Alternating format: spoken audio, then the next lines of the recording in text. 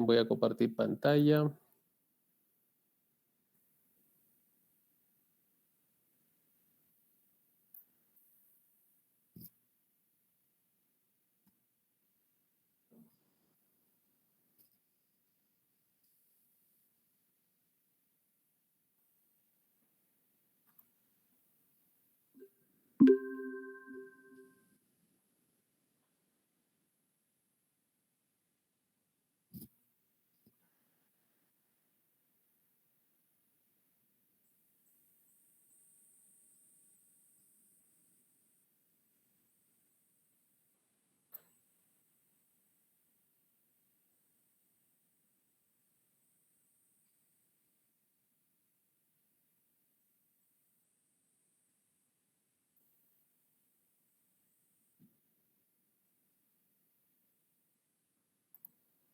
Bien, estamos compartiendo. ¿Ven? Sí, doctor, sí se ve. Bien. Empecemos entonces. Vamos a ver un pequeño video.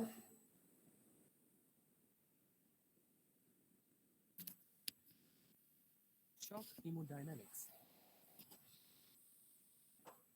Shock is a state of restricted perfusion or blood flow to the various tissues of the body. Perfusion rate can be measured in terms of liters per minute of blood upon grams of tissue perfused. Perfusion in the body depends on three main factors. Number 1, cardiac output.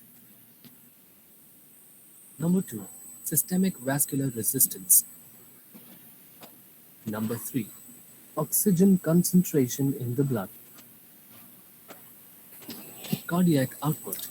It is the amount of blood pumped out of the heart per minute and is proportionate to the rate of perfusion.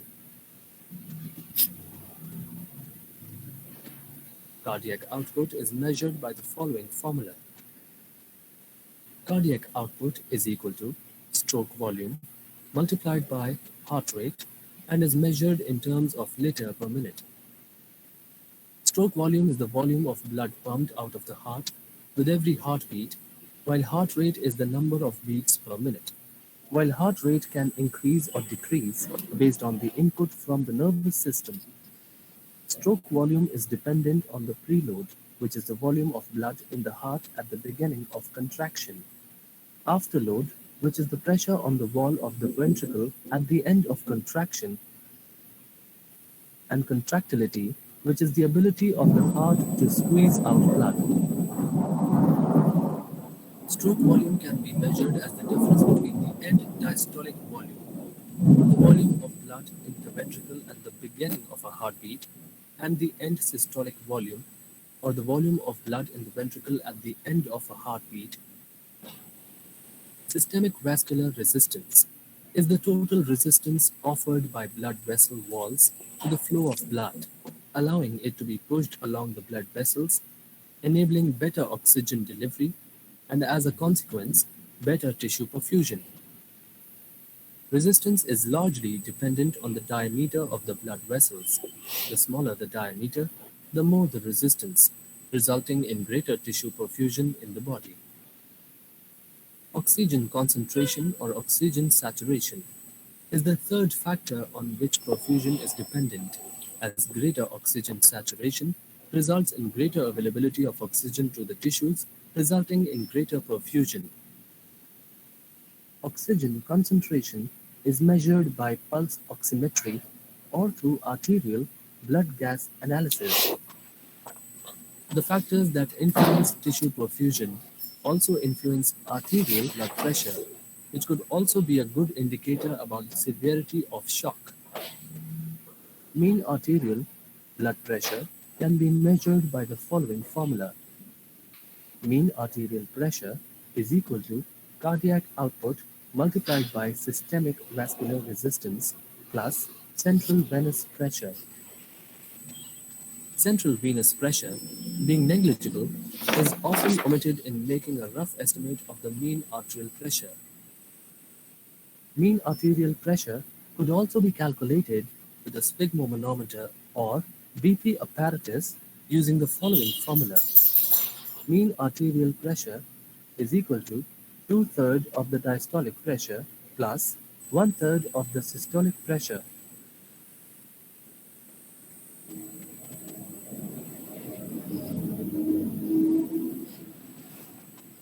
Bien.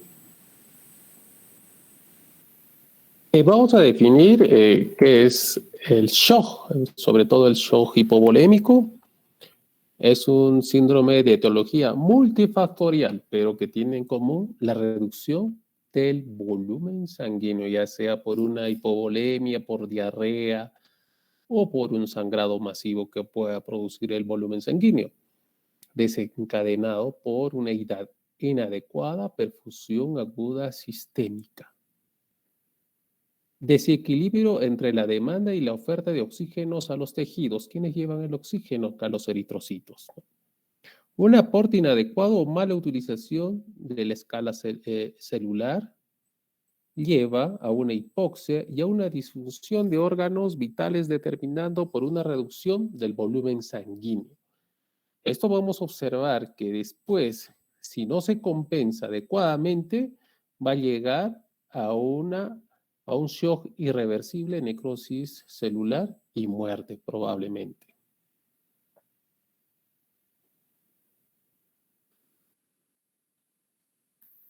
Bien, dentro de la que nosotros tenemos que ver lo que acarrea el choque es la perfusión tisular. Depende de la perfusión tisular del volumen sanguíneo. Si hay un volumen sanguíneo disminuido, va a haber una hipoperfusión tisular y va a salir un marcador que es el lactato positivo. Oxígeno en la sangre por el transporte de hemoglobina. Cuando hay una disminución de sangre, va a haber una disminución del transporte de oxígeno en la sangre. También tiene que ver la función cardíaca. Si hay un problema de insuficiencia cardíaca, el tono vascular y también la perfusión tiene que ver tisular en la microvasculatura. Va a haber inclusive, cuando son shocks refractarios, trombos a nivel de la microvasculatura. Todo esto va a conllevar a que se produzca el choque. Dentro de la fisiopatología, es claramente identificable la hipovolemia, con una disminución del espacio del extracelular, con una disminución primero del volumen, una primera autocompensación que ocasiona una deshidratación isotónica e hipercalemia. Acuérdense, el potasio está a nivel intracelular, pero cuando hay una deshidratación, el potasio como manera de compensar sale al líquido extracelular. Hay un desequilibrio electrolítico. Nosotros cuando sacamos la gasometría vamos a observar que el potasio está incrementado. Hay una disfunción vascular. Por mecanismos de compensación va a haber un descenso de la presión arterial, activación del sistema simpático y se liberan varias catecolaminas y hormonas, tales como son la adrenalina, noradrenalina, angiotensina 2 son vasopresores y la hormona antidiurética para evitar la diuresis. Y ahí, si no compensamos inmediatamente, puede conllevar a una falla renal. Después de ello, preserva el gasto cardíaco y permite una perfusión cerebral que es importante de los órganos, ¿no? Y la función cardíaca adecuada. Va al estado de choque, hay una funcionalidad disminuida y disminución de aporte de oxígeno a los tejidos, produciendo una hipoxia tisular.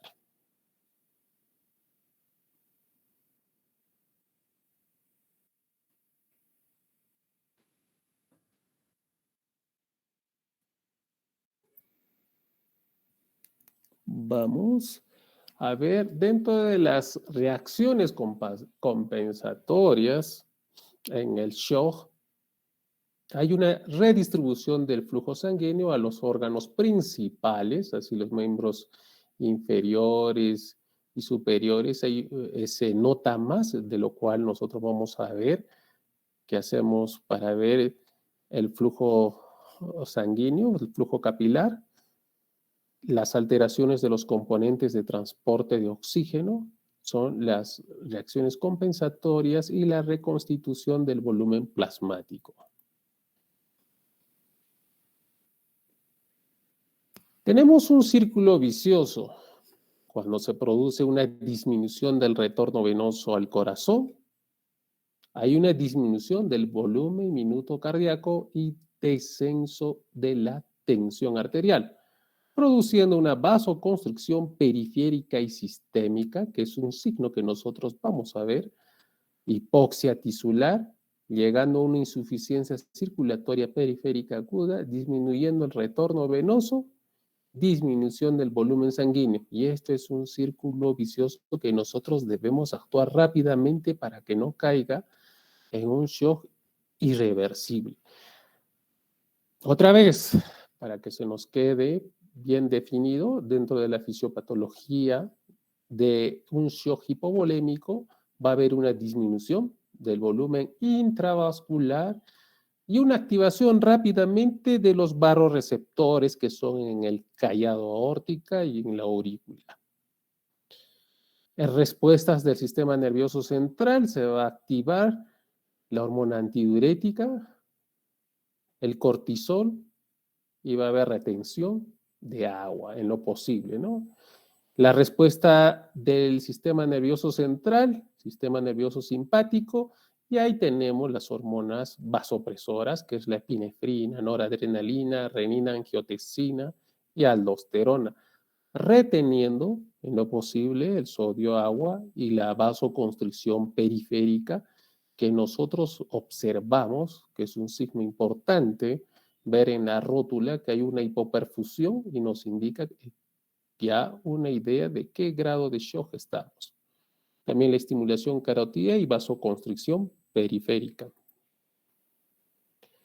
Aquí observamos también en esta flujograma, dentro del shock, acá vemos por pérdidas de sangre, pérdida de plasma, pérdida de agua y electrolitos.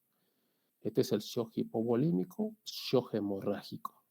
Todo ello conlleva una hipovolemia, hay una disminución del retorno venoso al corazón, hipotensión arterial en forma compensatoria y hay estimulación, como hemos comentado, de barorreceptores aórtico, de la aurícula derecha y de la arteria carótida.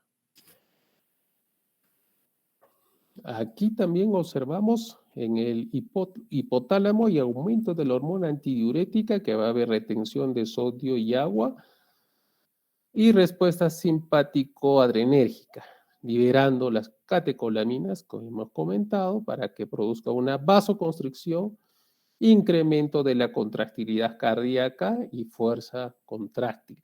Eso nosotros observamos, ya es un grado del shock de la etapa 2.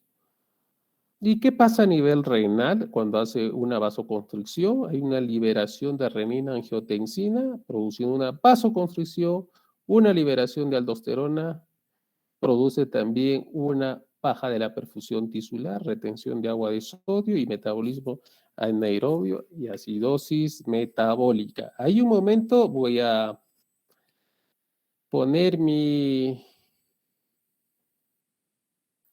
tengo que marcar mi asistencia porque están pidiendo que marquemos la asistencia.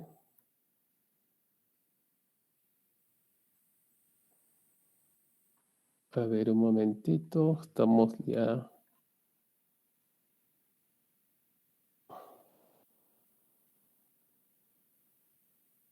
A ver.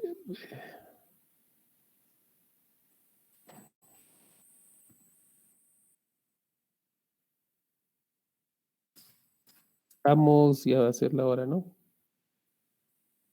Sí, pero faltan 9 minutos. Ya, pero ya hemos marcado, ya, sino que a veces me olvido. Y continuamos. Acá estamos. Bien.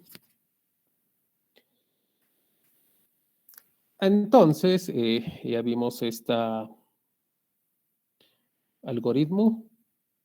Y el estado de choque. Hay varios estudios que se observan Y observamos acá una reducción de la perfusión tisular efectiva, daño celular irreversible y posteriormente reversible primero y posteriormente irreversible. Nosotros tenemos que trabajar inmediatamente acá para que no se produzca este daño irreversible.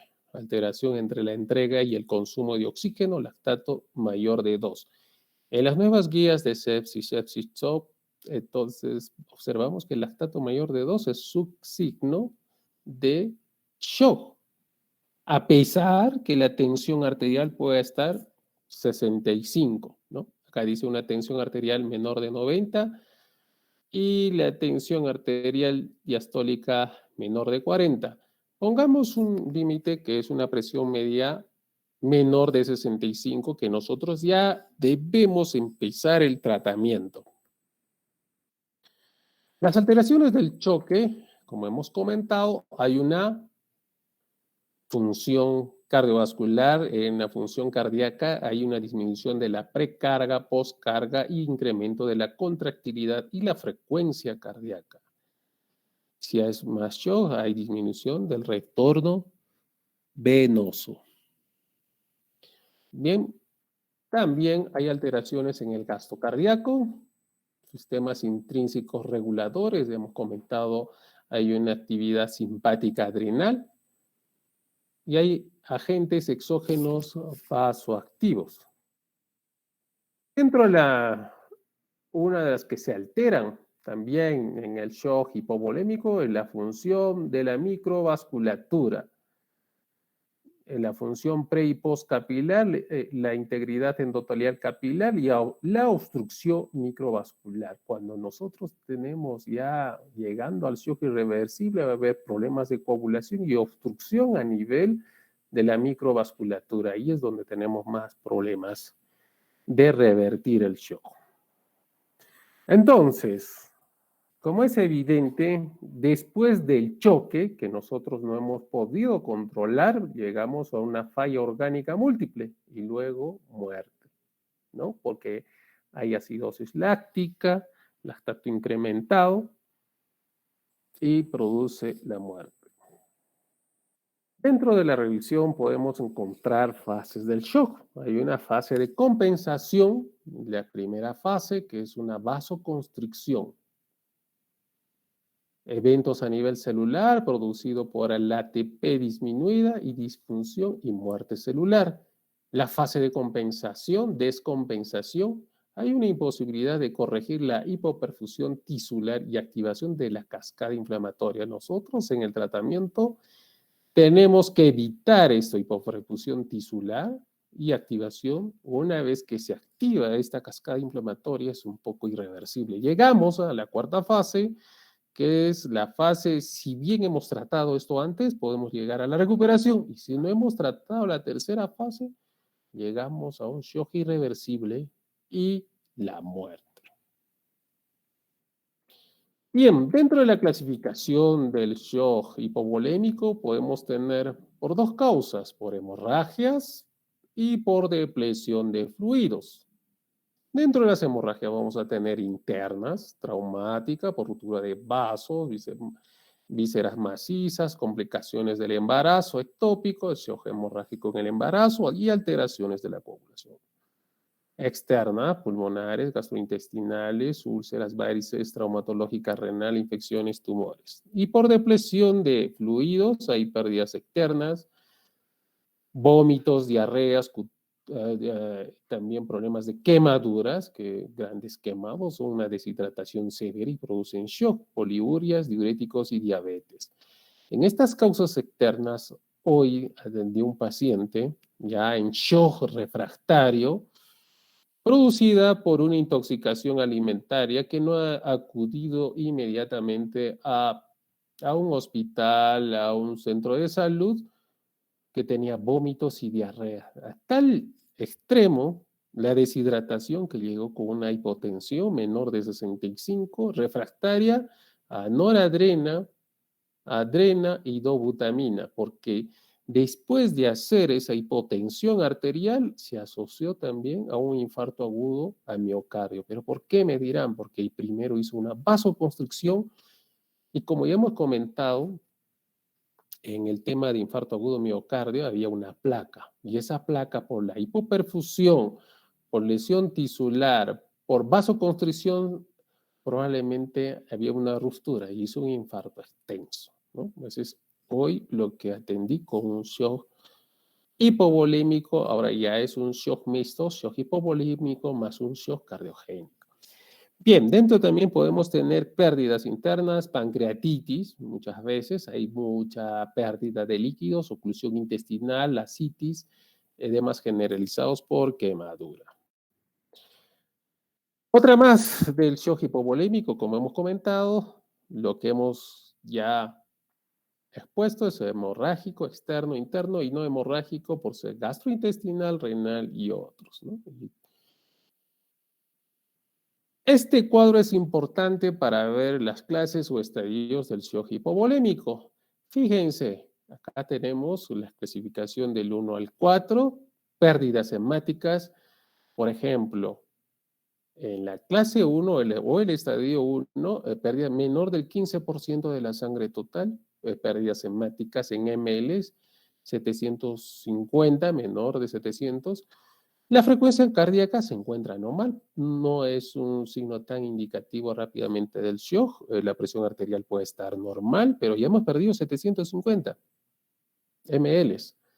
El llenado capilar puede estar normal, frecuencia respiratoria menos de 20 y el estado metal está apropiado, la diuresis está mayor de 30, hay buena diuresis, reemplazo de líquidos puede ser con cristaloides. Pero acá fíjense en la fase 2, ya del 15 al 30%, con mayor pérdida hemática de 750, pero ya hay incremento, ahí ustedes tienen que observar esto. Si ya tenemos la frecuencia incrementada, ya estamos sospechando que estamos en un 30% o mayor de 750, pongamos un litro de pérdidas. Entonces, todavía fíjense que la presión arterial no es un indicativo en la fase temprana de un shock, sigue normal.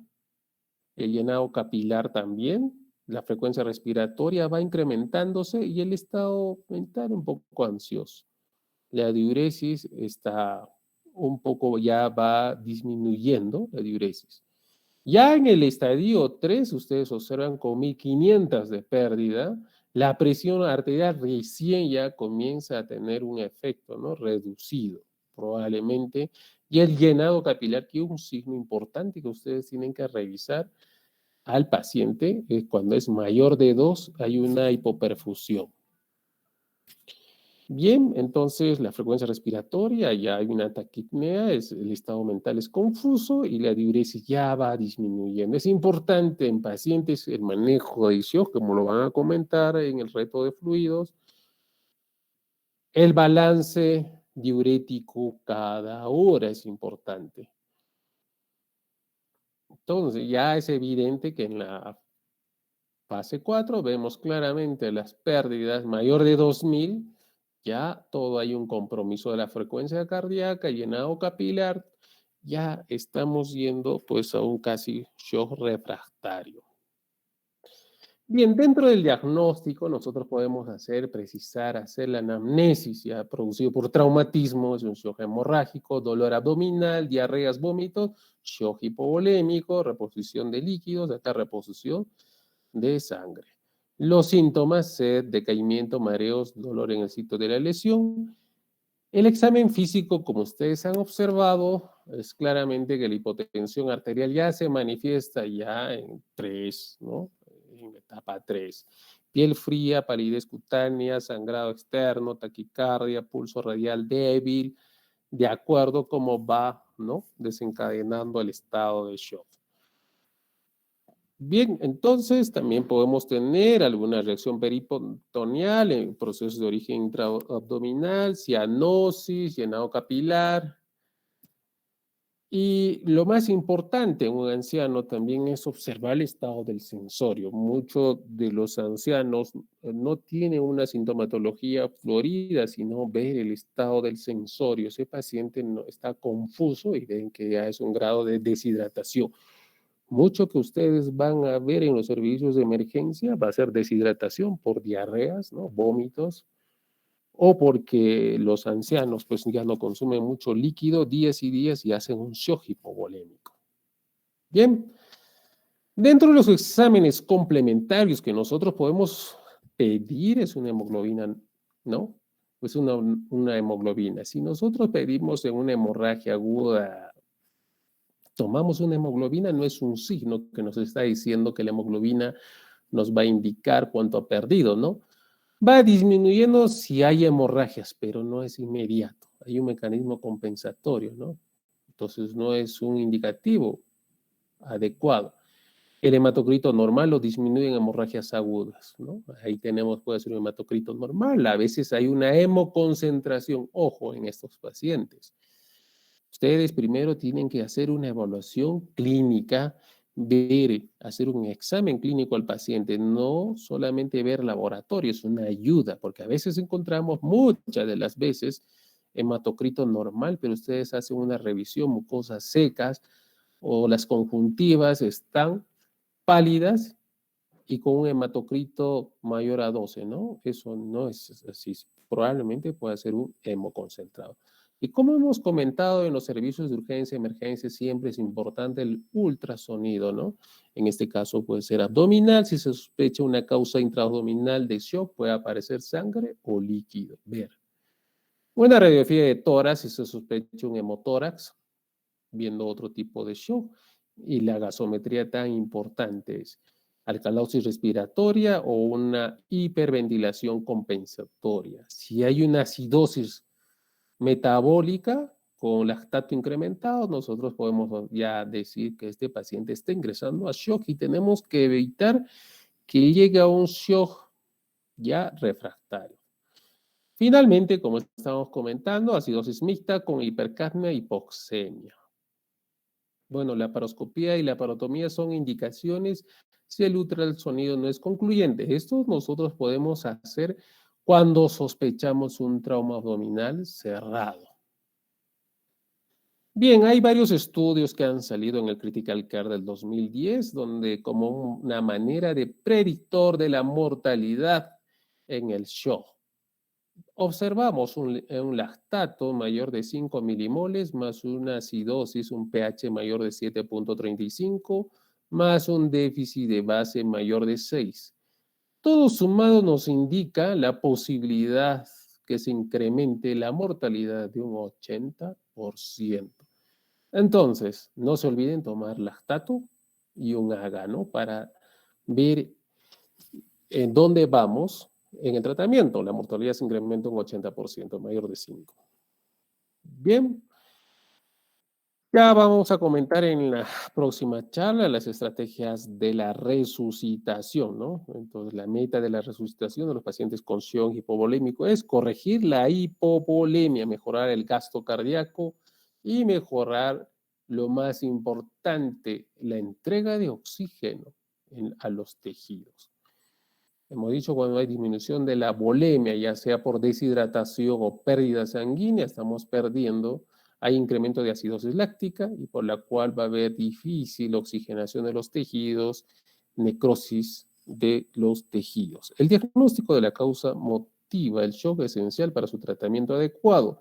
Tenemos que ver cuál es el que motivó, si fue una diarrea, una infección intestinal, vómitos o una peritonitis, o un trauma que pueda ser un hemotórax o alguna hemorragia interna. Es básico restaurar la perfusión celular y mantener el consumo del oxígeno tisular.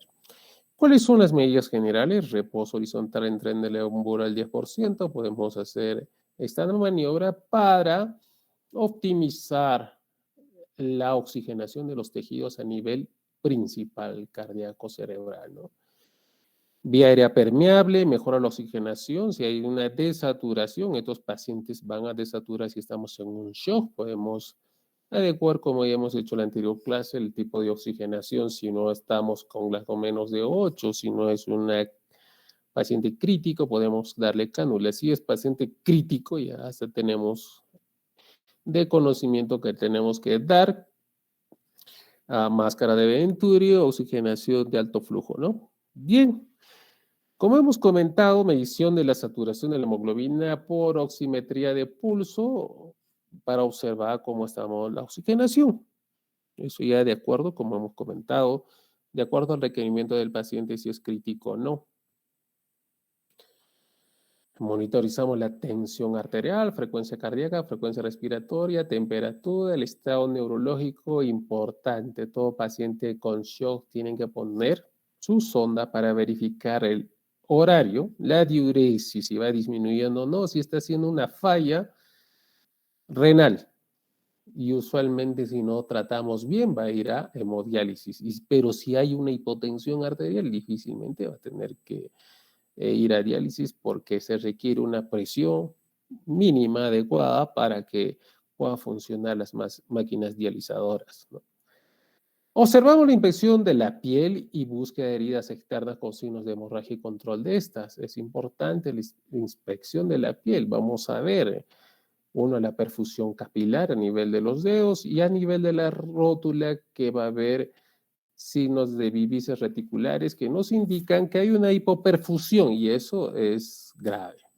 El acceso intravenoso adecuado, usar las medidas rápidas de 1 a 2 vías periféricas, no necesariamente un catéter venoso central. Acuérdense que las vías periféricas cortas son más rápidas para el abordaje de líquidos intravenosos.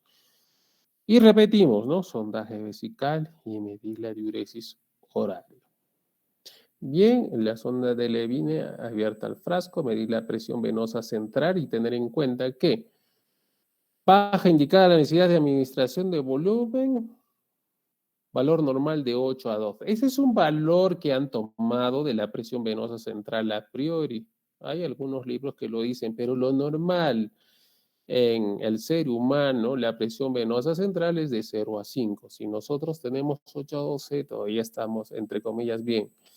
Pero lo normal, como estábamos comentando, nuestra presión venosa central es 0 a 5. Pero si tenemos 5, podemos dar retos de fluidos. ¿Ya? La PVC que persiste bajo descenso sugiere una persistencia de pérdida de sangre. Baja la temperatura con antipiréticos y el paciente presenta fiebre. Bien, las medidas específicas, si el paciente no mejora la oxigenación, vamos a dar algunos puntos generales, la oxigenoterapia y presentación de dificultad respiratoria y depresión respiratoria. Estos pacientes que están ya graves con hipoperfusión, trastorno del sensorio, Glasgow menos de 8, empezamos a hacer la intubación, como hemos comentado, de intubación para ventilación mecánica, menos de 8, ¿no? Corrección de alteraciones del equilibrio ácido-base. Estos pacientes primero pueden hacer una alcalosis respiratoria y luego hacen una acidosis metabólica, una descompensación con potasio incrementado. Si la acidosis metabólica tiene un pH menor de 7.2, recién debemos utilizar bicarbonato. Eso lo vamos a ver en las clases de gases y acidosis metabólica, ¿no? Entonces, no desesperarnos para manejar si un pH está a 7.30, no necesita bicarbonato. Menor de 7.2 es lo indicado y en pacientes con acidosis metabólica producido por diabetes cetoacidosis o estado hipermolar no cetóxico, podemos tener un pH menor de 6.9 que recién podemos dar el bicarbonato. Entonces, vemos la reposición de volemia, la clase 1 y clase 3, reanimar con soluciones cristaloides, es importante, ya hay una guerra entre cristaloides y coloides, ganó los cristaloides, pero podemos utilizar también lactato de Ringer, porque a veces dando puro cristaloides podemos incrementar el cloro, un ácido hiperclorémicos, ¿no? Bien, entonces la clase 3 y 4, reanimar con soluciones cristaloides y iniciar la transfusión sanguínea. Es el shock inicial, hemos comentado toda esta cascada que se va a iniciar. ¿Y cuáles son las causas del shock hipovolémico? La hipovolemia absoluta, son pérdidas sanguíneas. tanto externas como traumatismo, internas viscerales tisurales, pérdida de plasma, grandes quemados, aplastamiento sin solución de continuidad, peritonitis. Y esto es más importante, la deshidratación aguda en infantes, en niños hay muchos de los casos, gastroenteritis aguda, intoxicaciones, en adultos también tóxica, infección alimentaria, es lo que hemos comentado del paciente, sudoración, hipertermias y shock anafiláctico. La hipovolemia relativa, pues anestesia raquídea, insuficiencia suprarrenal y respuesta inflamatoria sistémica, el SIRS que conocemos. Y dentro del shock hemorrágico, trauma, sutura grandes, heridas penetrantes, adoma, hemorragia gastrointestinal. Muchos de los casos que ustedes van a ver es por úlceras gástricas o varices esofágicas, ¿no? Dentro del tema pulmonar en shock hemorrágico hay una embolia pulmonar, cáncer de pulmón, más usual la tuberculosis. Y dentro que más van a observar en emergencias es el tema ginecológico y obstétrico, embarazo ectópico, placenta previa, ¿no? Abrupto placentae. Bueno, hay otros que también se observan, que son las rupturas de aneurisma, coagulopatías. Dentro de la fisiopatología, ahora solamente abarcándonos en el shock hemorrágico, también que tiene que ver también el shock hipovolémico, hay fases, ¿no? Fase 1, fase 2 y fase 3 y 4. La primera fase es de compensación, la vasoconstricción o anoxia isquémica, de estrechamiento arteriolar, cierre del esfínter pre y postcapilar, apertura del shunt arteriovenoso, produce una disminución de la presión hidrostática capilar. En la fase 2, lo más importante es el metabolismo celular pasa de aerobio a anaerobio. Comienza la acumulación de ácido láctico y potasio en el espacio intersticial. Y en la fase 3, el más importante que nosotros podemos observar es la coagulación intravascular. Hay problemas de la coagulación con consumo de factores de coagulación y liberación de enzimas líticas que conllevan a una autólisis. En la fase 4 ya es un shock irreversible, se secretan fibrinolicinas que conllevan a la necrosis con falla orgánica en relación a la extensión del proceso y posiblemente la muerte si no hemos obrado bien en el tratamiento. Eso ya hemos observado, también se observa en la clasificación en el shock hemorrágico, es la misma cosa que hemos visto en la anterior lámina.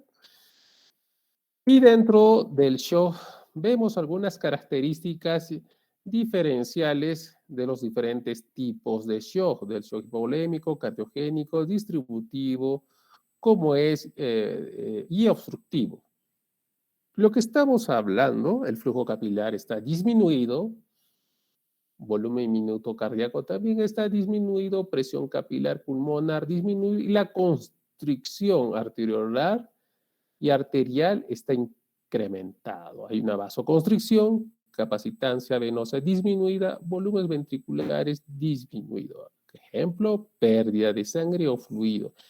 Este es importante, nosotros podemos ver con algunos monitores como es el Swangan, el Bilileo u otros equipos que nos puedan indicar todo el tema de cómo va la resistencia vascular, el gasto cardíaco.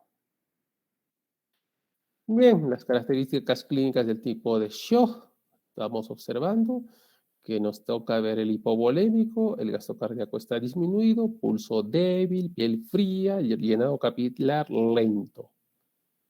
Ruidos cardíacos débiles, temperatura baja, ingurgitación, no va a haber ingurgitación. Si hay ingurgitación yugular, puede ser una inmediatamente pensar en un shock cardiogénico. Ya hemos comentado del cuadro clínico, ya hemos visto. Lo más importante de acá es las livideces por vasoconstricción, que eso lo vamos a observar, ¿sí? Parte de la hipotensión arterial, pulso fino rápido, descenso de la presión venosa central. Eso ya lo que hemos comentado, la cianosis, astenia, oliguria, que es un signo importante que nosotros tenemos que observar. Y este es un signo que las livideces que vamos a ver en la rótula, ver para observar, algunos de ustedes habrán observado que hay livideces y el signo de un shock importante. Bien, vamos a ver los diagnósticos diferenciales. Y hay objetivos de resucitación en el shock hemorrágico. Bueno, tenemos que ver el laboratorio. Hemos visto que en la hemorragia digestiva es igual a un shock hemorrágico mayor de 7, pero siempre considerando el estado clínico del paciente. Si tenemos hipotensión, como hemos comentado, y tenemos una hemoglobina de 8 o tiene falla cardíaca, te podemos llevar hasta 9 de hemoglobina, ¿no?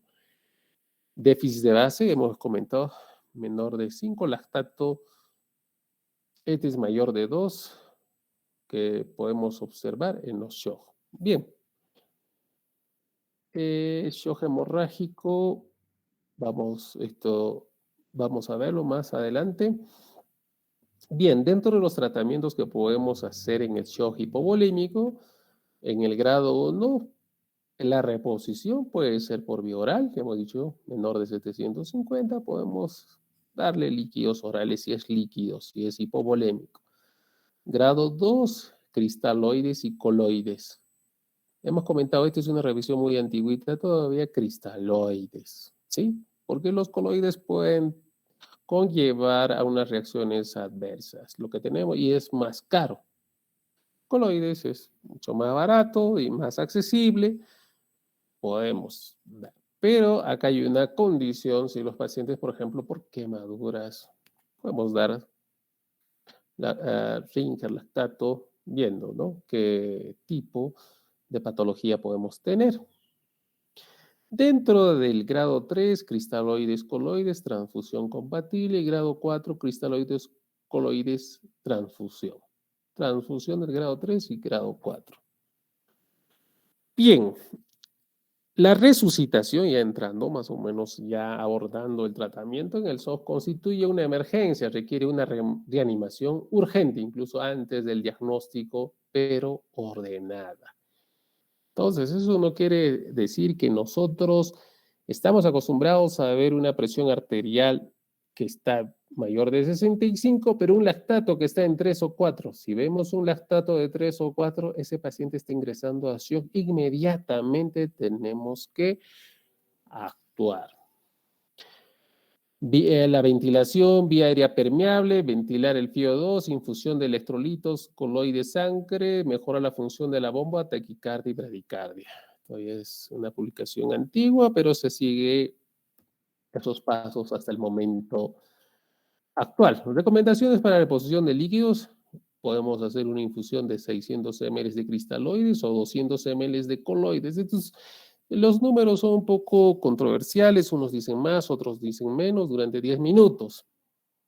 Cambios relativos en la presión venosa central, en la perfusión. ¿No? La PVC aumenta menor de 2, hay una regla para dar los coloides o los cristaloides, mejor dicho, de acuerdo a la PVC. ¿Ves? Tomando como una regla de 5, ¿no? Menor disminuye la velocidad de infusión si tenemos una PVC de 5. Bien. Tenemos varios tipos de infusiones que podemos dar. Acá observamos suero salino como cristaloides, Rinker lactato. Y esto ya nos van a comentar en el tema de la infusión. Vamos viendo solo. Y es importante, bueno, un monitoreo que apareció en el Critical Care del 2001, que hasta ahorita todavía, pero algunas cosas ya han salido en desuso, pero podemos regirnos, no es actualizado exactamente, pero nos da una idea de cómo podemos obrar ante la reposición de fluidos. ¿Sí? Acá el objetivo, si la presión venosa está en menos de 8, cristaloides, coloides. Como hemos comentado en un principio de empezar la exposición, Nuestra PVC es normal de 0 hasta 5, ¿sí? Entonces, este es un manejo un poco antiguo que algunos lo toman todavía. Bien, shock irreversible. Si no se corrige, las posibilidades de sobrevivir se disminuyen drásticamente hasta ser irreversible. La resucitación se vuelve muy difícil. Generalmente el paciente desarrolla un fallo multisistémico y fallece.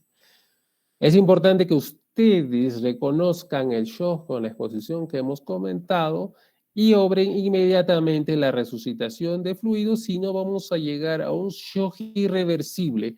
Y ese shock irreversible se transforma en falla orgánica múltiple, con falla renal, falla respiratoria, falla cerebral, falla circulatoria. Entonces, ese paciente altas chances de mortalidad. Bueno, de acuerdo a la respuesta del volumen, nosotros podemos tener gran aumento de la congestión pulmonar si damos gran cantidad de volumen o poco incremento en el gasto cardíaco, gran incremento en el gasto cardíaco, poco aumento de la congestión pulmonar. Tenemos que dar el volumen de líquidos de acuerdo a los parámetros que podemos observar. Tenemos varias armas para ver si estamos reponiendo o no y si falta volumen o no en un paciente con shock hipovolémico.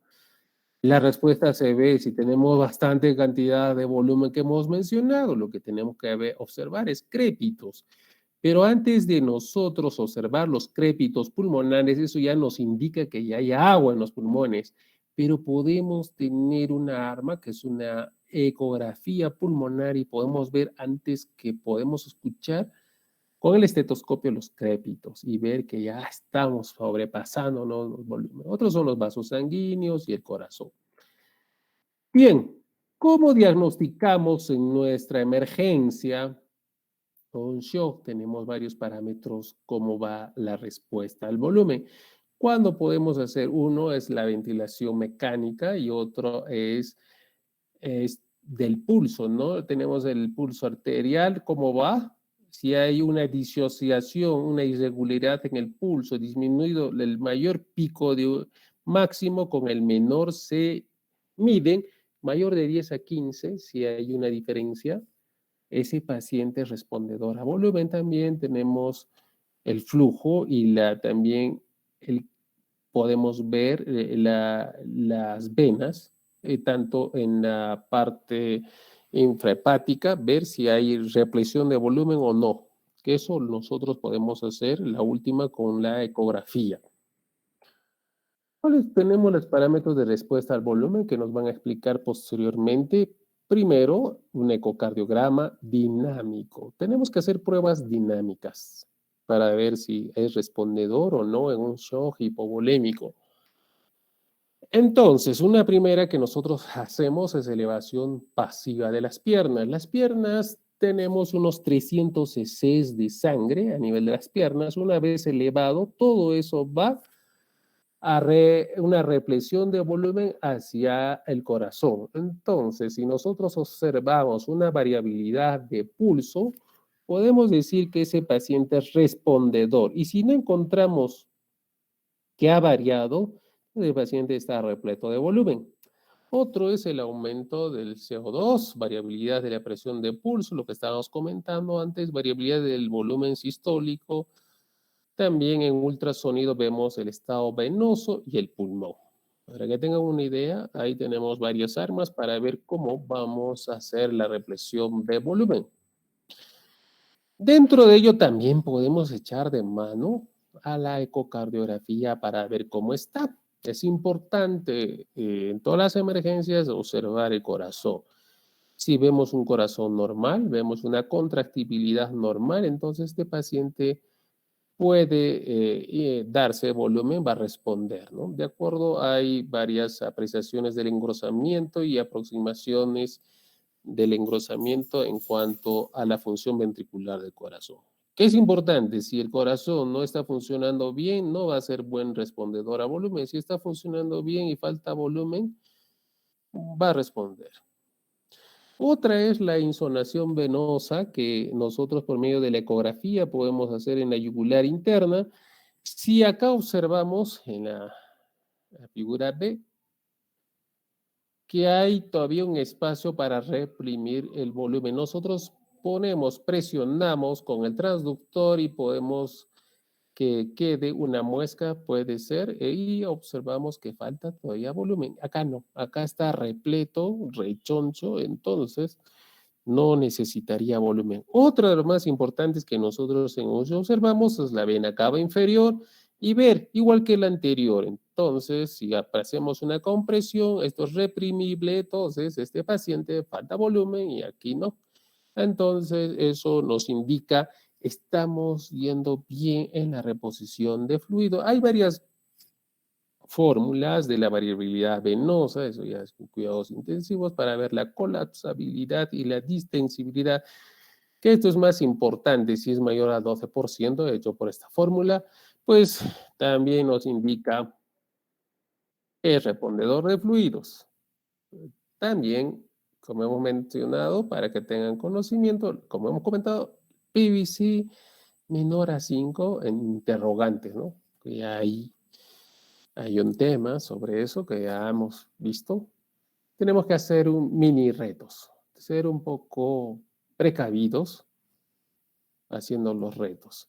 Y lo que le estaba comentando, acá es un amigo de México, es intensivista, una exposición que sacó esta lámina y vemos sobre la respuesta a volumen de elevación pasiva de piernas presente y aumento del gasto cardíaco mayor al 10%. Como hemos comentado, acá vemos en 45 grados la cabecera del paciente. Ya ponemos al revés, ponemos a 45 poniendo el pie en alto. Como hemos comentado, la cantidad de volumen de sangre es de 300 ml, que va a ir hacia las partes importantes. Y observamos en el monitor, que vemos, acá es un vigileo, me parece, sí, vigileo, donde hay una variabilidad, hay un incremento del gasto cardíaco, este paciente es respondedor. Si hacemos esta operación y no hay variabilidad en el monitor, ese paciente está repletado de volumen. Entonces, tenemos varias armas, hemos dicho también del gasto cardíaco, midiendo por Doppler el área del ventrículo izquierdo, la tensión. Y a veces no podemos hacer con el equipo del vigileo y haciendo esa maniobra de incremento de levantamiento a 45 grados de la pierna, vemos un aumento del CO2 expirado mayor del 5 o 2 milímetros de mercurio. Este paciente sí es respondedor. Entonces, tenemos varias armas que nos indiquen que sí es respondedor o no. Tenemos también el pulso carotídeo para que ustedes... Y lo que sí podemos hacer en las unidades de emergencia es respondedor del volumen por llenado capilar. Menor del 25% de llenado capilar con 500 cc que ustedes pueden infundir de cristaloides. Vamos a ver haciendo esta maniobra. Ver, ¿no? Si él va disminuyendo, o sea, cuando un paciente está en shock es mayor de 2 segundos del llenado capilar. Si ese paciente, por ejemplo, hemos tenido un paciente, hacemos el llenado capilar, la prueba, y es mayor de 5, hacemos un reto de 500, disminuye a 3 o a 2, es respondedor de volumen. Bien.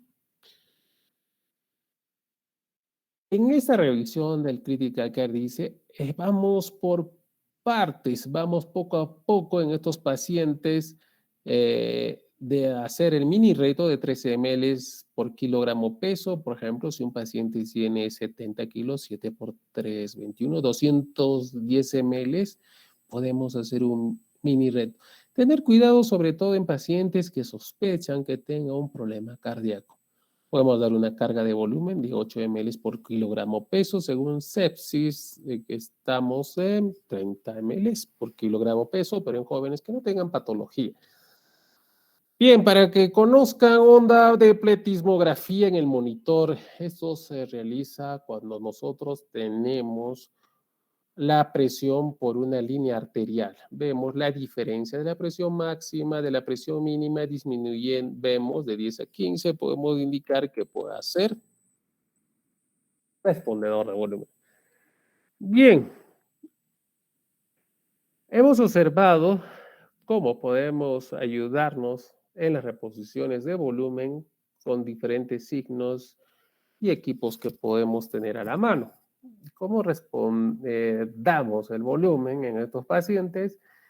Podemos hacer una solución de Harman o Ringer-Lactato, que es lo usual que debemos utilizar en los hospitales, ¿no? Solución sanguínea puede incrementar una falla renal aguda, que se ha hecho estudios, y también como se observa cuando damos mucha solución salina, una acidosis hiperclorémica.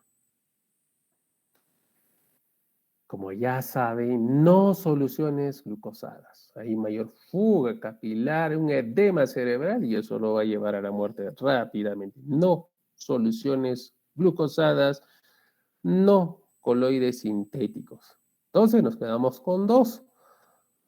Soluciones salinas, soluciones Harman o Ringer-Lactato y solución salina. Otra que estábamos pasándonos de la evaluación si tolera el volumen o no es la ecografía. El tema de la ecografía es importante, como hemos comentado en la emergencia y en todas las especialidades, incluso los reumatólogos, dermatólogos ya utilizan la ecografía de acuerdo a su especialidad. Pero en emergencia, en este tema que nos toca hablar, vemos acá el patrón A, que es una línea horizontal, y la patrón B, las líneas ahí verticales, horizontales, mejor dicho, verticales, que son patrón B, las líneas. Vemos que eso se llama el signo de la cometa que observamos. Si hay bastante cantidad de esto, ya estamos viendo que esto es un paciente con edema pulmonar, como hemos comentado en la anterior clase. Entonces ya está repleto de volumen. Antes que ustedes puedan escuchar con el estetoscopio los crépitos. ¿Sí? Entonces podemos ya evitar la recarga de hídrica. Bien, para que ustedes conozcan también nos ayuda la onda de pletismografía que tenemos en el monitor. Vemos diferentes ondas de vasoconstricción, una onda grande, normalmente es una M mellada, y de acuerdo a la vasodilatación nosotros vemos estas formas de onda y vemos que realmente sí está con aumento de incremento del volumen o disminución del volumen. Ya hemos dicho, las ventanas clínicas que tenemos en el estado de choque es una ventana neurológica, alteraciones del sensorio, la ventana cutánea, que vamos a llegar a ese punto, ya hemos dicho uno del llenado capilar, de las vivices, y la ventana renal, si ese paciente está haciendo falla renal. Este es menor de 0.5 ml por kilogramo hora, sacar cada hora para ver cómo está el funcionamiento renal. Si no, este paciente, si no funciona el riñón, probablemente llega a hemodiálisis. Este es lo que yo quería mostrarles, que ustedes lo pueden hacer en el servicio de emergencia. Vemos la rótula, vemos acá como una equimosis, eso es por vivices reticulares. Vemos si es mayor de 40% al 70%, de acuerdo a la cantidad. Si es mayor de 6 horas, mayor mortalidad. Ustedes destapen nomás y vean la rótula cómo está. Ustedes van a observar y van a tener una idea de qué grado de shock estamos. Si está abarcando mayor del 70%, tenemos alta mortalidad. Entonces, ahí tienen que obrar muy rápidamente. Está ya entrando un shock irreversible. Como hemos comentado antes del shock, siempre observar el lactato. Ya antes de ver, mejor dicho, la presión arterial baja, ver el... Bien, en el monitoreo hemodinámico nos dice el índice de choque, que es la frecuencia cardíaca, la tensión arterial sistólica y el índice de choque modificado que nosotros vemos en el monitor hemodinámico. Por cierto, antes nosotros utilizamos el Swan-Ganz para ver el monitor de la respuesta, resistencia vascular, gasto cardíaco operador, actualmente son menos invasivos, ¿no? Somos menos, tenemos otras armas, como el vigileo, que es por termorregulación. Otra arma también tenemos la saturación venosa central. Si permanece menos del 70%, predice mal pronóstico. Ya, es importante. Nosotros en el AGA hacemos una gasometría venosa y vemos. Delta de CO2, tenemos varias armas, nos dice la respuesta de volumen. Y en conclusión, para terminar, el shock es una falta de oxígeno a nivel celular por falta de volumen, ¿no? Intravascular. La perfusión tiene amplias variaciones regionales. En un alto porcentaje hay una hipoperfusión oculta. Bueno, es oculta que nosotros no observamos en la categoría que hemos observado del 1 al 4. Ya en el 3, 4 se hace manifiesto. Es una emergencia. Por supuesto que es una emergencia. De acuerdo a ustedes que estén capacitados, van a salvar vidas. Si se retrasa, pues van a llegar a un shock irreversible y falla orgánica múltiple y la muerte. La solución fisiológica es la primera línea, así que ya está claro.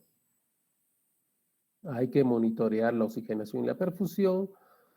Hay que monitorear la perfusión a nivel regional. El punto final es la ausencia de la hipoperfusión oculta. Tenemos que obrar rápidamente y terminar, revertir el shock. Bien, creo que tenemos ahora otra exposición. Ya en las prácticas vamos a ahondar un poco más. Tenemos muchos pacientes que hemos visto y vamos a ahondar este tema. ¿Quién le toca exponer? Tenemos 7:38, 17:38.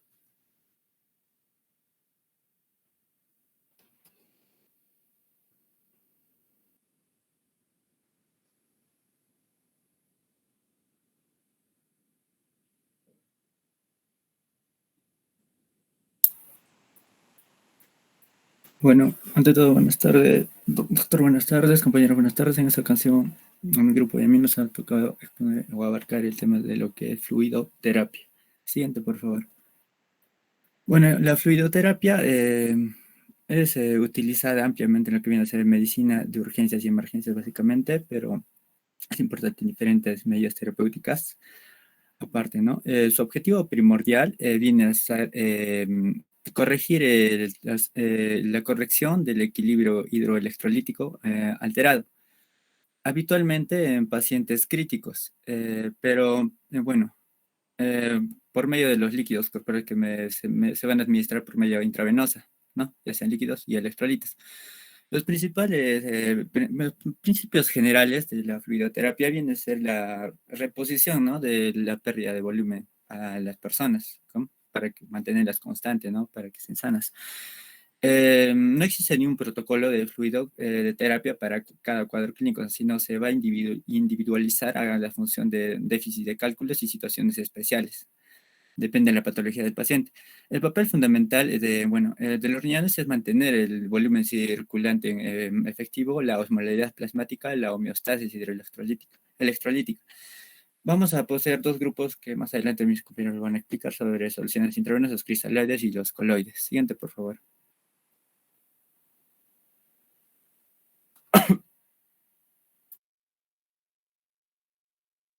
Bueno, en cuanto a la fisiología del medio interno, en cuanto a la distribución, vamos a ver del agua en el organismo que aproximadamente no hay 600 miligramos por kilo con variaciones en diferentes personas debido a la edad y que van disminuyendo de acuerdo a la edad y a la disminución en cuanto al tejido adiposo. En un varón adulto vamos a ver que está compuesto por el 60%, en una mujer del 50-55% y un recién nacido que va a abarcar casi el 80-90% de la composición de agua en su cuerpo. Y en un anciano, como no poco con la edad vamos disminuyendo el porcentaje de agua, en el anciano vamos a ver en contra de un 40-45%, ¿no?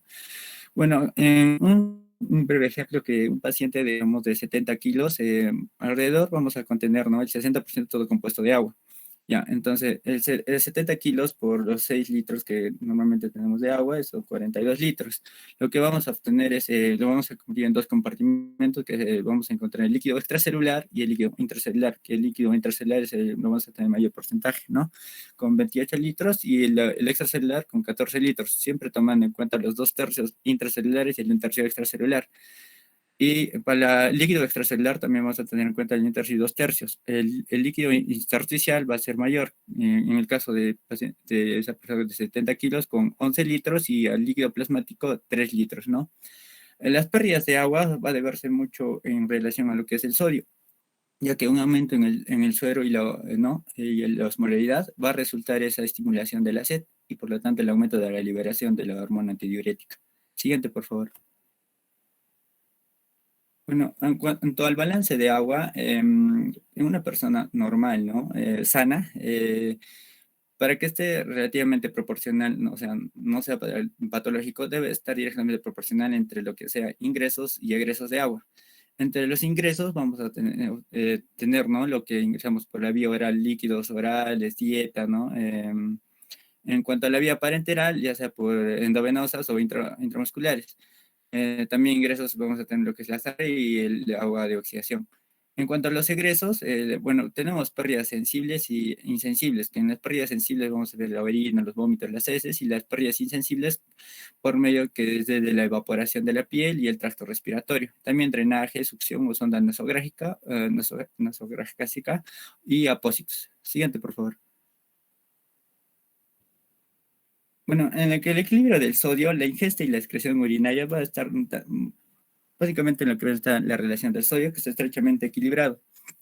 En cuanto al ingreso y la excreción, bueno, el ingreso, un ejemplo, ¿no? 155.000 equivalentes por 24 horas y va a estar relacionado a una persona sana. Y la excreción debe estar en lo que es la vía renal, la excreción de sodio urinario es de 150.000 equivalentes en 24 horas. Y otras como las heces y el sudor, que las heces, ¿no? Es a 100 mililitros y el sudor 100 también, 1 a 2 litros, entonces 2.5, sumando 2.5 mil equivalentes por 24 horas. Lo que da este equilibrio, ¿no? Del balance de hidroestético. En cuanto a la concentración plasmática de iones, tenemos que tener en cuenta los que son cationes y aniones, ¿no? Como importante, el catión es como el sodio, potasio y sus valores normales, ¿no?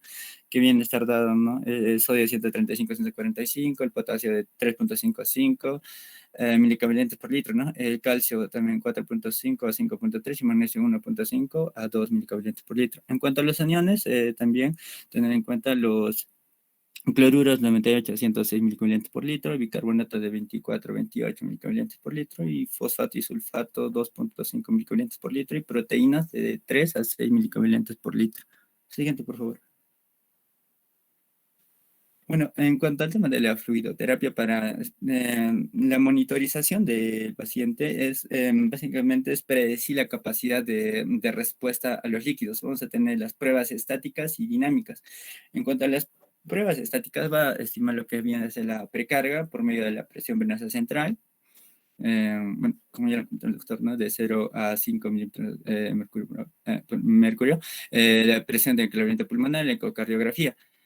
En cuanto a las pruebas dinámicas, tenemos bueno, se va por esto por medio de los cambios de gasto cardíaco, ¿no? Y tenemos las maniobras del tren de Lembour, que, bueno, es como vemos en la imagen inferior, es la elevación pasiva de estas piernas y, bueno, la cabeza, ¿no? Inclinando, echado hacia abajo, ¿no? O arriba. En cuanto a las respiraciones con presión positiva durante la ventilación mecánica y también la variabilidad de presión de pulso.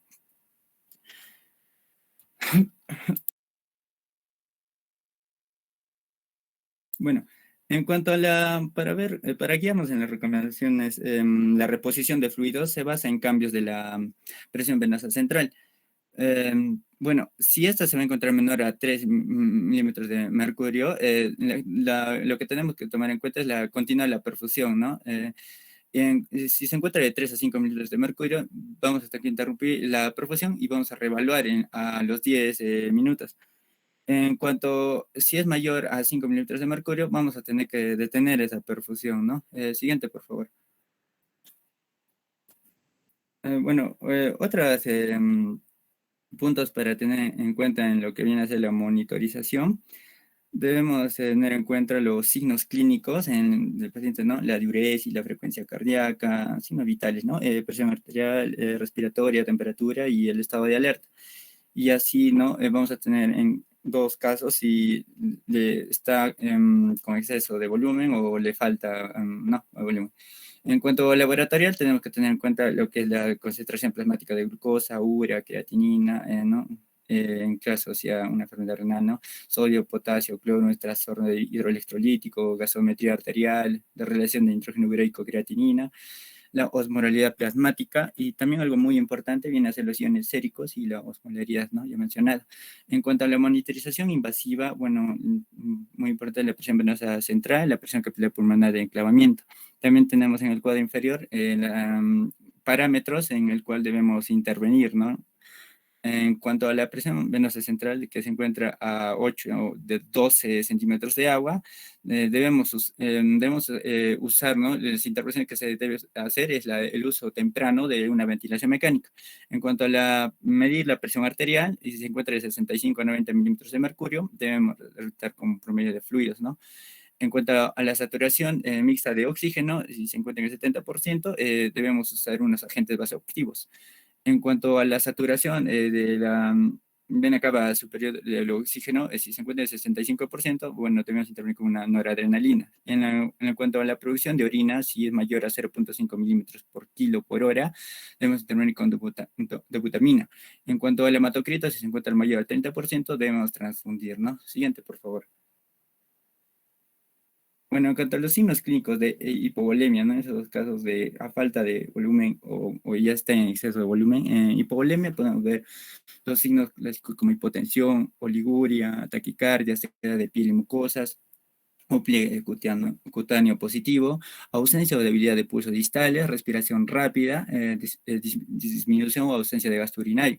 En cuanto a la hipervolemia, ingurgitación yugular, la disnea, decapitantes basales, como edema agudo de pulmón, la aparición del tercer ruido cardíaco, tanto edemas también como periférico a nivel sacro y ascitis y a nivel también pretibial. Siguiente, por favor.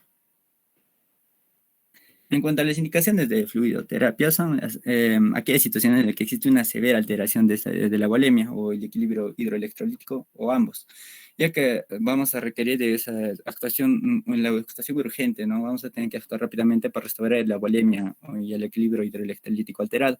Las indicaciones, como vemos en el cuadro, en shock hipovolémico, ya sea hemorrágico o no hemorrágico, ¿no? La depresión del líquido extracelular, vómitos, diarreas, trastornos renales, la depresión acuosa también, la reducción de ingesta, que nos lleva a coma, o aumento de pérdidas como la sudoración excesiva, diabetes insípida, la depresión también salina, como los diuréticos, nefropatías, pérdidas digestivas, la insuficiencia renal aguda, también en el caso de la hipernatremia, ¿no? Causas renales o extrarrenales, y también debido a la causa de diabetes insípida. Siguiente, por favor. Bueno, en cuanto a las complicaciones que vamos a tener, también derivadas debido a la técnica o debido por el volumen perfundido. Entonces, a la técnica podemos tener una flebitis, una irritación séptica, extravasación o embolismo gaseoso, ¿no? También la punción arterial o neumotórax o hemotórax. Y también, ¿no? Por el volumen perfundido, ya sea, ¿no? Por el exceso, llegar a una insuficiencia cardíaca, edema agudo de pulmón y tanto edema cerebral. Siguiente, por favor.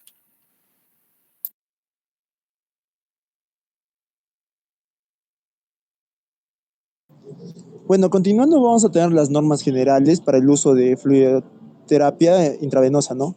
Vamos a ver que no existe un protocolo general exacto para esta fluidoterapia y, bueno, para cada cuadro clínico, ¿no? Entonces, vamos a tener que las pautas de fluidos deben ser ajustadas a cada caso individualmente y se debe pautar los líquidos en función de los déficits calculados, ¿no? Sumado a esto, se debe ajustar especialmente en situaciones de insuficiencia orgánica y se debe seleccionar adecuadamente el fluido para cada de líquidos, debe ser ajustado según el aporte y las pérdidas, ¿no? Entonces también tenemos que ver que se debe evitar soluciones hipotónicas en situaciones de hipovolemia por incrementar el volumen extravascular, ¿no? Entonces se debe evitar lo que son las soluciones glucosados en enfermos neurológicos, ¿no?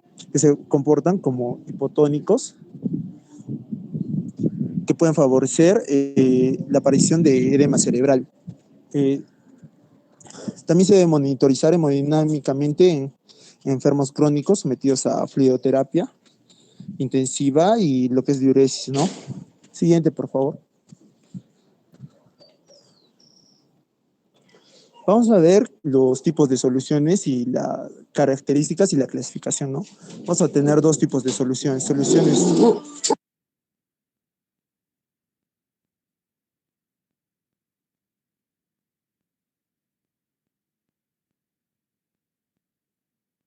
Bueno, vamos a tener dos tipos de soluciones, ¿no? Lo que son las soluciones cristaloides y lo que son las soluciones coloides. Dentro de las soluciones cristaloides vamos a tener los cristaloides hipotónicos, los cristaloides isosmóticos, los cristaloides hipertónicos, las soluciones alcalinas y las soluciones acidificantes, ¿no? Así como que en las soluciones coloides vamos a tener los coloides naturales y los coloides artificiales. Siguiente, por favor. Ya, bueno, dentro de las soluciones cristaloides vamos a ver que son soluciones electrolíticas y azucaradas que permiten, ¿no?, mantener el equilibrio hidroelectrolítico y expandir el volumen intravascular, ¿no? Y en caso de contener azúcares, aportar energía que pueden ser iso o hipertónicas respecto al plan.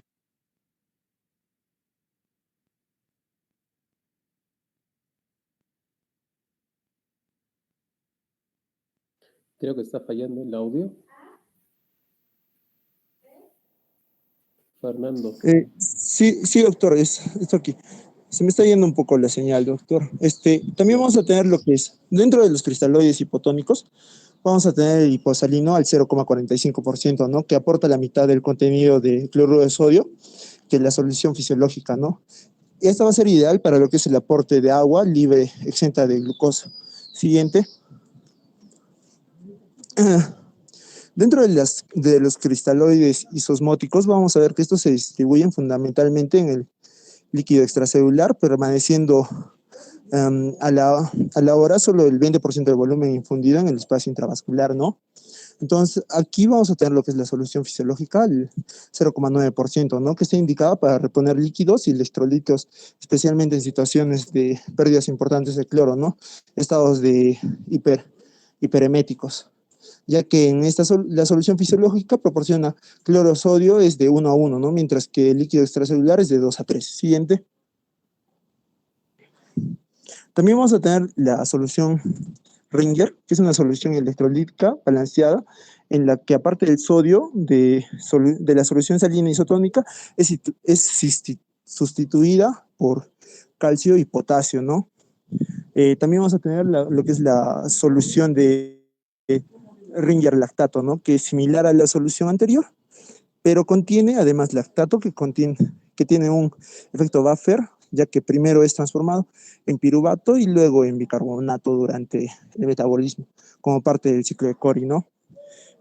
Luego de esto también vamos a tener lo que es la solución glucosada al 5%. Sus indicaciones principales son como la hidrataciones hipertónicas y para proporcionar energía durante un periodo corto de tiempo. También se va a tener lo que es la solución glucosalina isotónica, ¿no? Que es eficaz como hidratante para cubrir lo que es la demanda de agua y electrolito. Siguiente, por favor.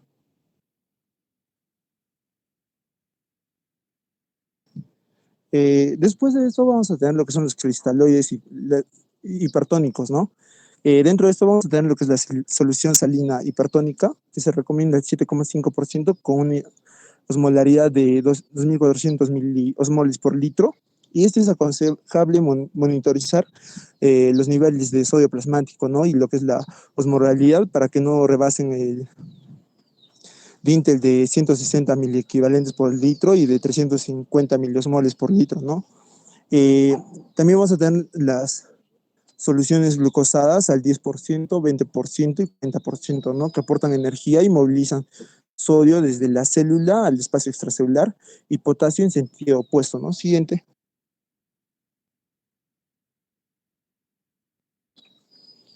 También se va a tener lo que son las soluciones alcalinizantes, dentro de los cuales vamos a tener el bicarbonato de sodio al 1,4% y al 8,4%. El primero es una solución ligeramente hipertónica, que es la más usada habitualmente para corregir lo que es la acidosis metabólica, que supone un aporte de 166.000 equivalentes de bicarbonato de sodio.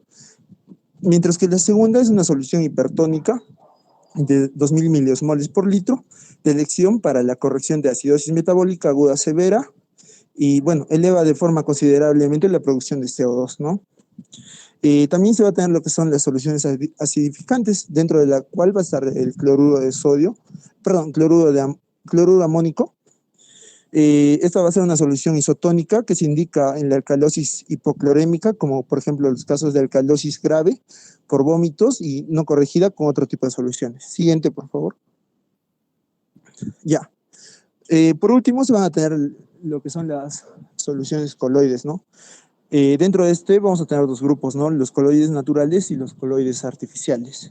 Dentro de los coloides naturales vamos a tener la albúmina. Bueno, este va a ser de gran expansión de volumen plasmático. Vamos a ver que a los 2 minutos alcanza el espacio intravascular y tiene una vida media de 4 a 16 horas, ¿no? Y carece de factores de coagulación. Las indicaciones de este son situaciones de hipovolemia como shock, quemaduras, situaciones de hipoproteinemia como ascitis y malnutrición, ¿no? También se va a tener lo que es el manitol dentro de los coloides artificiales, que va a ser un diurético osmótico y que favorece el paso de agua desde el tejido cerebral al espacio vascular, ¿no? Vamos a ver que las indicaciones de este es hipertensión intracraneal. Siguiente. Por último, vamos a tener acá, ¿no? Una tabla en la cual vamos a tener los diferentes tipos de soluciones ya mencionadas y la osmolaridad, ¿no? De estas. Como, bueno, los cristaloides, vamos a tener lo que son el agua inyectable, la glucosa al 5% que ya se ha hablado, la glucosa al 10%, al 50%, el cloruro de sodio al 0,9%, 3%, 5% y 7,5%, ¿no? Así como los coloides, la albúmina al 5%, al 25%, lo que son las gelatinas, los almidones del 3,6 y 10% y lo que es el pentatarsh, ¿no? Siguiente.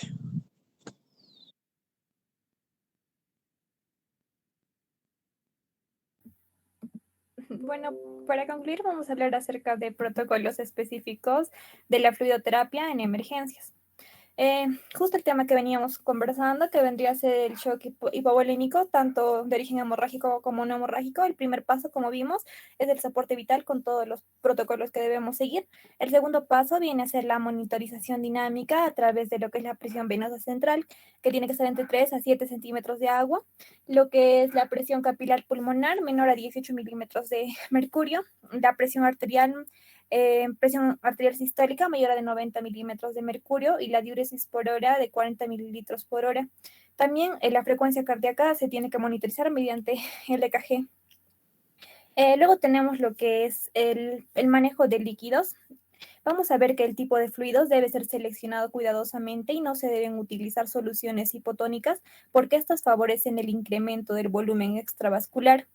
Es necesario administrar sangre si el hematocrito es menor al 30%.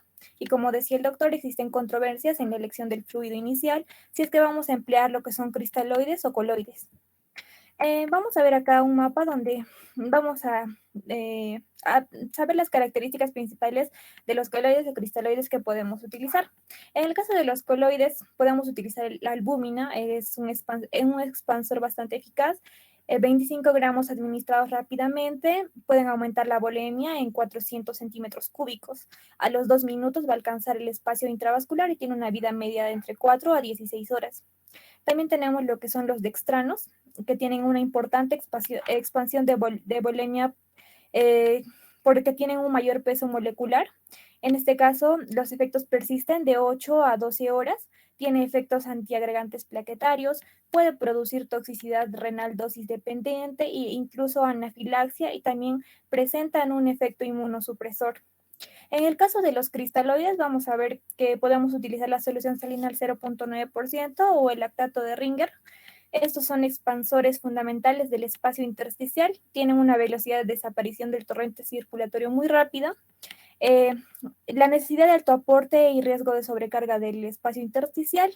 No se deben utilizar soluciones hipotónicas como el suero glucosado al 5% o el hiposalino al 0.45%, porque desaparecen más rápido y no van a tener esa capacidad expansora, ¿no?, que sí tienen estos.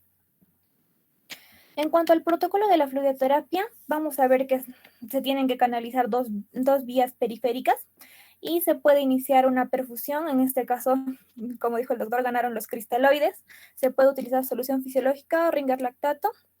En cuanto a la cantidad, se recomienda de 500 mililitros de suero fisiológico en 20 minutos. Luego de iniciar esta perfusión, vamos a valorar la respuesta hemodinámica con lo que es la presión arterial, la frecuencia cardíaca, la presión venosa central y sobre todo la diuresis. En este caso vamos a ver que si hay una mejoría de la presión arterial con un aumento de la presión venosa central menor a 3 milímetros de mercurio, vamos a continuar con la perfusión.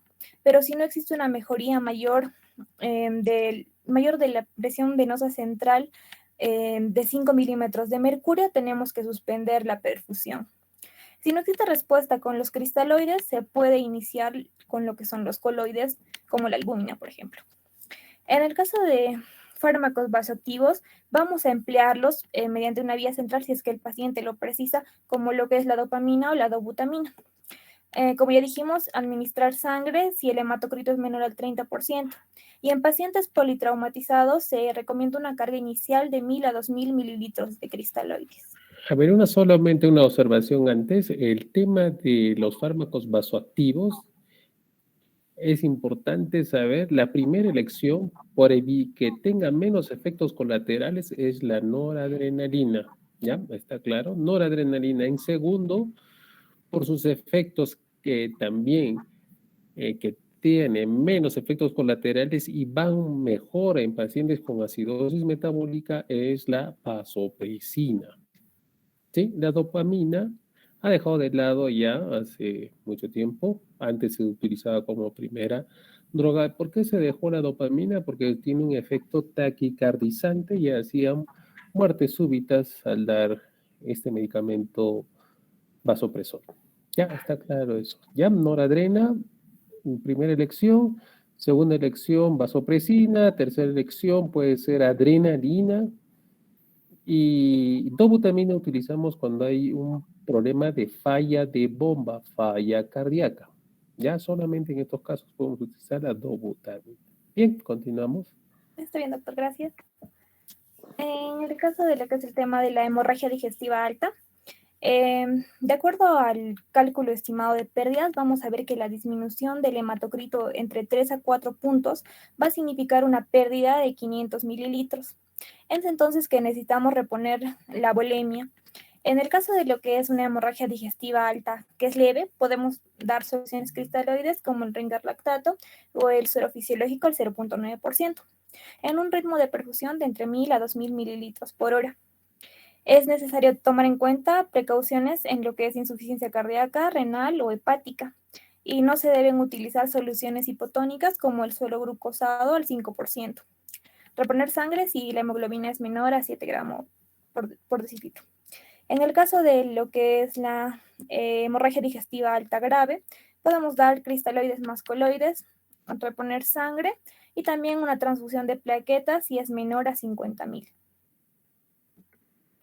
En el caso de las quemaduras, hay que ver qué pacientes van a tener criterios de ingreso para ser tratados. Y en este caso vamos a ver las quemaduras de segundo grado, donde tiene que existir más del 15% de la superficie corporal quemada, más del 10% en niños y más del 5% en ancianos.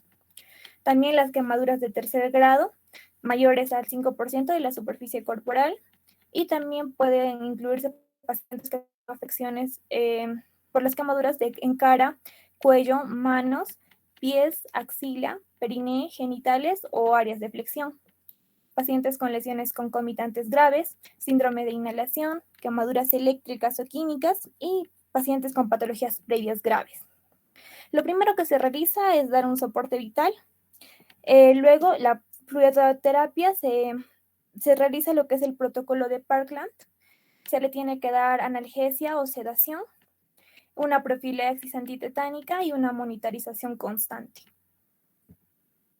En cuanto a la pauta de fluidos, el protocolo de Parkland nos indica que el primer día se tiene que administrar cristaloides, en este caso Ringer lactato, 4 mililitros kilogramo peso por superficie corporal quemada en adultos, 3 mililitros kilogramo peso por superficie corporal en niños, y la mitad en las primeras 8 horas y el resto en las 16 horas siguientes. El segundo día se puede dar cristaloides más coloides, en este caso cristaloides como el glucosado al 5%, 30-40% del primer día en función a lo que es la diuresis, y los coloides como la albúmina o el plasma fresco congelado de 0.3 a 0.5 mililitros kilogramo peso por superficie corporal quemada. En cuanto al tercer día, vamos a ver que se administra cristaloides, puede ser un glucosado al 5%, más las pérdidas iónicas que ya puede tener el paciente. Es necesario ajustar esta pauta de acuerdo a la diuresis por hora para poder alcanzar objetivos. En este caso, en los adultos, vamos a ver que una diuresis horaria de 50 mililitros por hora. En los niños mayores a 2 años, una diuresis horaria de 25 mililitros por hora. En los niños menores de 2 años, una diuresis horaria de 1 mililitro kilogramo hora. En el caso de la hiponatremia, vamos a ver que se considera moderada cuando el sodio es de entre 120 a 125 miliequivalentes por litro. Lo principal es buscar la etiología para así poder tratar la causa. Se debe realizar una restricción de líquidos totales a 500 a 1000 mililitros al día. Y en general no se produce sintomatología hasta que las cifras descienden menos de 125 miliequivalentes por litro. Y es necesario valorar el volumen extracelular para conocer la causa. En cuanto a la hiponatremia severa, vamos a ver que se considera cuando el sodio es menor a 115 miliequivalentes por litro. Lo principal igualmente, el tratamiento etiológico. Se puede emplear el suero salino hipertónico al 3% en un ritmo de perfusión lento. La mitad de miliequivalentes calculados tienen que darse en 12 horas y el resto en las siguientes 24 a 36 horas. Y el objetivo es conseguir concentraciones seguras de sodio que van a ir entre 125 a 130 miliequivalentes por litro. Si es que el paciente presenta o si es que hay una insuficiencia cardíaca, es necesario añadir diuréticos EASA e inotrópicos. Si hay una depresión de volumen, perfundir salino isotónico hasta hallar el volumen extracelular normal. Acá vemos la fórmula clásica del cálculo del déficit de sodio para poder realizar una reposición adecuada. Luego tenemos lo que es la hipernatremia, en este caso considerada cuando el sodio es mayor a 150 miliequivalentes por litro. Lo principal es realizar el diagnóstico etiológico y el tratamiento etiológico. Para eso vamos a valorar la volemia y el volumen extracelular. El tratamiento tiene que ser dirigido a la corrección del déficit de agua, normalizar las situaciones de depresión o la sobreexpansión del volumen, ¿no? Ahí tenemos la fórmula característica para calcular el déficit de agua. Y el ritmo de perfusión tiene que ser lento para evitar lo que es un edema cerebral. La mitad del déficit en las primeras 12 a 24 horas y el resto en las 24 a 36 horas siguientes. El fluido de elección es agua libre de sodio oral o suero glucosado al 5% intravenoso. Si hay una depresión de volumen, el salino hipotónico o isotónico simultáneamente. Y si hay expansión de volumen, diuréticos intravenosos o una diálisis si es que el paciente presenta insuficiencia renal severa. Finalmente tenemos lo que es el tratamiento para la gastroenteritis aguda. Vamos a ver requerimientos diarios más pérdidas estimadas. En este caso podemos administrar 2.000 a 3.000 centímetros cúbicos de suero glucosalino, más 40 miliequivalentes de cloruro de potasio, más pérdidas, o 1.500 centímetros cúbicos de suero fisiológico del 0.9%, más 1.500 centímetros cúbicos de suero glucosado al 5%, más 20 miliequivalentes de cloruro de potasio, más las pérdidas. En el caso del accidente en el caso de pacientes que presenten accidente cerebrovascular, no debemos utilizar el suero glucosado al 5% por su baja osmolaridad, porque esto nos puede producir un edema cerebral y un consiguiente déficit neurológico. Es necesario utilizar preferentemente suero fisiológico al 0.9% glucosalino para mantener cifras de la presión arterial de forma discreta. Eso sería todo, doctor. Muchas gracias. Muy bien, esto lo vamos a ahondar también en las prácticas. Yo creo que están ansiosos de ver el partido, por eso me he adelantado. No creo que haya más temas ahora. Bien, que gane Perú y nos vemos en las prácticas.